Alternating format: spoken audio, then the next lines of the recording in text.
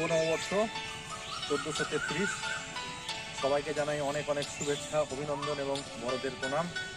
আজকে আমরা এসে পৌঁছেছি মালদার অতি প্রাচীন এবং বিখ্যাত কালীবাড়ি জোহরা কালী মন্দিরে।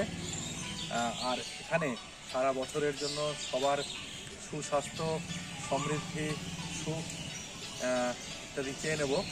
তো তোমরা যারা যারা এই কালী মন্দির দর্শন করেছো তারা তো এর মহিমা সম্পর্কে অবগত, আর যারা করনি তারা যে কোনো জায়গা থেকে খোঁজ করলে পরে সোশ্যাল মিডিয়ার দৌলতে এই কালী মন্দিরের যে প্রাচীনত্ব, সেই প্রাচীনত্ব সম্পর্কেও অবগত হতে পারবে।